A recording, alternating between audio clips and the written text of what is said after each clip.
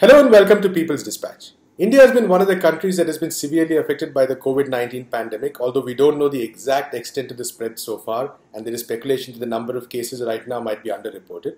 There is also a lot of concern about the socio-economic impact on people, especially the farmers and the working class. Yesterday, that's Thursday, the Indian government announced a $23 billion, that's a 1.75 lakh crore financial package for various sections. There were basically amounts announced that would go to the farmers, to the workers. There was the announcement that rations and food would be provided. But there's also been a lot of criticism that these steps are not enough considering the magnitude of poverty in the country. To talk more about this, we have with us Vijoo Krishnan of the All India Kisan Sabha, which is a farmers' organization from India. Thank you, Vijoo, so much for joining us. Vijoo, to start with, could you tell us what has been the response, what is your organization's response especially to the package that was announced yesterday? One of the key announcements was that nearly 2,000 rupees would be given to farmers in the month of April. And there was also announcements of provisions of rice, of pulses and gas, that's cooking gas being supplied to the farmers, to poor people across the country. But I think that there's been a lot of discussion about how this is inadequate. So could you talk a bit about it? I think it is too little and too late. These should have come before the Prime Minister's address and before the lockdown. These things should have been put in place in a much more inclusive manner. Right. That has not happened. Here, the talk of 2,000 rupees going to the farmers, you see the numbers itself. Earlier, they had mentioned that 14.5 crore farmers would benefit from the Pradhan Mantri Kisan Samman Nidhi. But now what is happening is the number given is something like 8.7 crores. Almost 6 crore farmers have just vanished. I don't know how these numbers they have got to. The other thing is already this 2,000 first installment was due for the farmers. It's nothing new. So what we have demanded is that the entire 6,000 should be immediately given.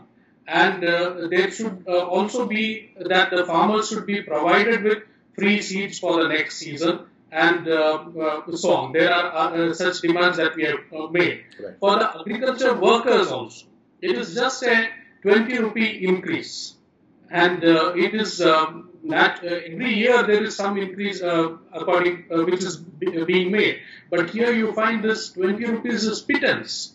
We have made a specific demand that use the unemployment wage clause within the Rural Employment Guarantee Act and then provide all agricultural workers at least 300 rupees per day. Right. That is the demand that we have made. There are issues regarding the ration and so on. Also, the quantity has to be increased. The pulses, there is 1 kilo for a family is not enough. You need to also include other things, essentials like cooking oil, then vegetable oils, and then also sugar and salt and such things into the ration system. Right. It is very important to ensure that while the pandemic itself has reached a dangerous proportion, we must also ensure that hunger doesn't emerge as an even bigger killer. So another key question is the fact that from the reports you have received so far, what has been the actual impact on the ground on farmers' livelihoods, especially with the harvest season coming up and the issues in transport? We've already heard reports of farmers being unable to sell some of their produce and general chaos, especially in the rural areas. Actually, you see in large parts of India, this is the almost nearing harvest of wheat, harvest of different kind of pulses. For instance, chana gram is being almost for harvest, chili, different crops. And there is also the issue of the perishables like milk, fish, fruits, vegetables, and flowers. There is absolutely no possibility because of this lockdown that has been implemented.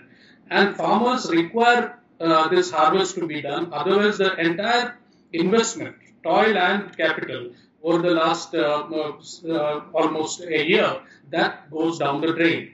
That is one issue. And the Kerala government has come with an innovative scheme which talks about how harvesting of paddy is treated as an essential service, and the government will assist in ensuring that the farmers' standing crops are not destroyed. Here now we are faced with the threat of these standing crops being destroyed because already unseasonal rains have led to a damage of lot of crops, and farmers are facing the threat of wild animals, stray cattle damaging these crops. This is also an issue.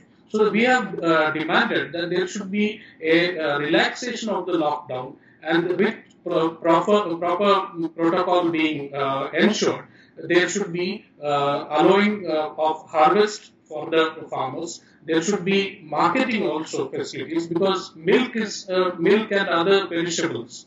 It is you have to sell immediately.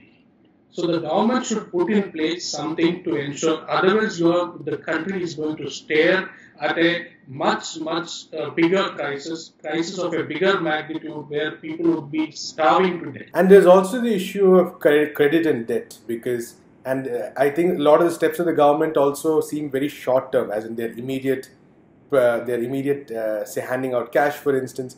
But what about the question of the long term agricultural cycle itself, especially considering the nature of the crisis in India?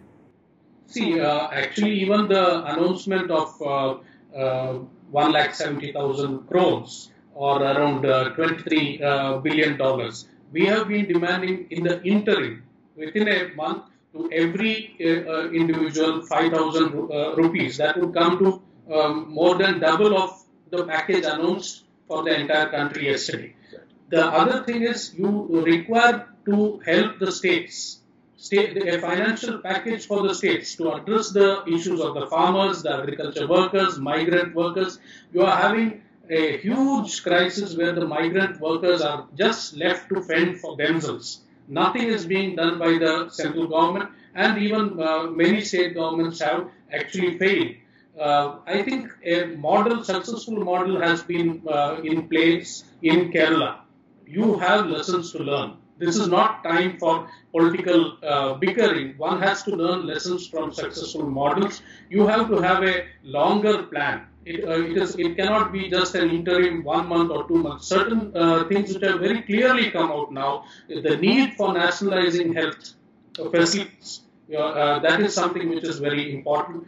The need for much bigger investment in rural development and agriculture itself, that is something which is required. These also have to come into the narrative, though it is in the long run. These are surely issues which have to be taken up. Organizations like ours have been making these demands. We are going to further try and impress upon this government to be much more sensitive. This cannot be addressed only as a health epidemic, and lockdown alone is not the answer. It has to be accompanied by a series of other measures which cannot be just short. It has to continue in the long run. Thank you so much, Vijoo, for talking to us. De pie cantar que vamos a triunfar.